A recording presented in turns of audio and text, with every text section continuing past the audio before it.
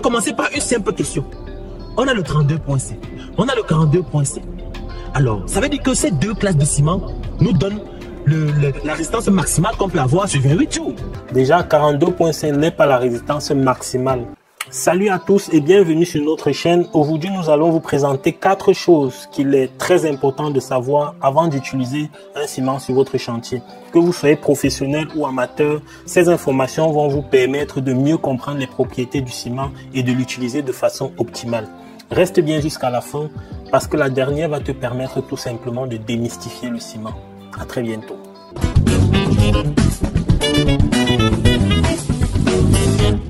Moi, c'est Irion Dogmo et sur cette chaîne, je te parle de génie civil, de construction. Si c'est une thématique qui t'intéresse, abonne-toi. Et pour ceux qui aimeraient nous associer à leur projet, aussi bien en phase de conception architecturale ou structurelle ou en phase de travaux, vous pouvez nous écrire inbox. Alors, commençons par le premier point. La première chose que vous devez savoir concerne tout simplement la désignation normalisée du ciment. Cette désignation normalisée est définie par la norme européenne qui a cette référence et qui a tout simplement pour but d'identifier précisément le type de ciment que vous utilisez et de savoir s'il convient à votre projet. Donc, on peut regarder quelques ciments courants que nous avons sur le marché. On voit que là, on a le ciment robuste qui est vendu au Cameroun. On voit bien qu'on a cette désignation normalisée qui est là. On peut voir le ciment Dangote qui est vendu un peu partout en Afrique. On a la même désignation normalisée et chaque lettre dans cette désignation normalisée a une signification que nous allons voir dans la suite. La deuxième chose à savoir concerne tout simplement la classe de résistance d'un ciment. Donc la classe de résistance est très importante parce que ça désigne la capacité du béton une fois durci à pouvoir résister aux charges auxquelles il est soumis. Donc la question qu'il faut se poser, c'est que représentent les 42.5 que nous avons sur presque tous les sacs de ciment ordinaires, 42, 32.5, etc. Que représente cette valeur? Tout va commencer par une simple question. On a le 32.5, on a le 42.5. Alors, ça veut dire que ces deux classes de ciment nous donnent la résistance maximale qu'on peut avoir sur 28 jours. Ça, c'est ce qu'on vous enseigne, c'est ce qu'on nous enseigne nous tous. Moi, la question que moi je vais vous poser maintenant, c'est que lorsque vous partez dans une centrale à béton, vous commandez un ciment, je veux dire un béton qui a une résistance de 52.5 par exemple. C'est avec quel ciment qu'on réalise ce béton-là? C'est avec quel ciment? Sachant que sur le marché, nous avons que le 32 et le 42.5. C'est avec quel ciment que nous réalisons un béton qui a 52.5 de résistance? Donc cette vidéo, je l'ai reçue d'un abonné et j'ai souhaité apporter quelques éclaircissements sur des trucs qui ne sont pas forcément vrais dans la vidéo. Déjà, 42.5 n'est pas la résistance maximale, mais une résistance moyenne à la compression sur un échantillon de mortier normalisé. J'insiste sur le terme normalisé car l'essai qui nous permet d'avoir 42.5, qui nous permet de classifier ce ciment, est fait sur un mélange de ciment, d'eau et d'un sable normalisé. Donc, on est en train de parler de mortier, pas de béton. Déjà, il n'y a pas de gravier. Donc, c'est cet essai normalisé là qui nous permet d'avoir une résistance de 42.5. Il faut savoir que quand on parle d'essai normalisé, c'est parce que l'essai il est bien cadré dans des proportions bien définies. Il faut une quantité de ciment. Ensuite, on met 3 fois la quantité de ciment en termes de masse de sable normalisé. Le sable normalisé, c'est un sable qui se vend spécifiquement pour ces essais. Et on met la moitié en termes de masse de ciment pour une quantité d'eau. Par exemple, le sable normalisé, il est vendu en 1350 grammes, qui fait 3 fois 450 grammes. Ce qui fait que pour faire un essai, pour vérifier la classe de résistance d'un ciment, on prend 450 grammes de ciment, qu'on mélange avec un sac de sable normalisé et qu'on mélange avec 225 grammes d'eau. C'est ce mélange-là précis qui fait que à la fin, on obtient avec un ciment 42.5 une résistance à la compression de 42.5 mégapascal. C'est ça qui définit notre classe de résistance de ciment. Maintenant, la deuxième question qu'il se pose dans la vidéo est celle de savoir comment est-ce qu'on obtient des résistances plus élevées. Déjà, pour obtenir des résistances plus élevées, vous avez constaté que là, on n'a pas utilisé le sable que tu as dans ta ville ou je ne sais où. Donc, maintenant, que font les centrales à béton? Les centrales à béton vont maintenant prendre ce ciment qui a une résistance sur des essais normalisés de 42.5, faire une composition de béton. Et sur ça, pour le faire, ils ont plusieurs leviers. Le premier levier, c'est d'utiliser le sable que tu as dans ta localité, qui peut-être peut améliorer la résistance par rapport à un sable normalisé ou la dégrader. Le deuxième levier, c'est l'ajout du gravier, parce que l'essai qui permet d'obtenir 42,5 mégapascal, c'est un essai qui est fait juste avec du sable, c'est un mortier, c'est pas du béton.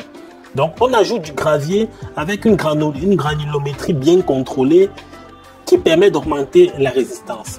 Ensuite, qu'est-ce qu'on fait? On peut ajouter le ciment. Plus il y a du ciment dans notre béton, plus ça augmente la résistance. Bien évidemment, il y a un plafond, je ne vais pas entrer dans les détails. Ensuite, il y a des adjuvants. Pourquoi les adjuvants? Des adjuvants comme des super plastifiants, ce sont des adjuvants qui permettent de réduire la quantité d'eau nécessaire. Et moins il y a d'eau dans le béton, plus il est dense et plus il est résistant. Donc, il y a ces adjuvants-là, les super plastifiants, les accélérateurs de prise, etc., qui permettent d'ajuster en fonction de la température dans laquelle, la température ambiante du milieu dans lequel le béton sera finalement coulé.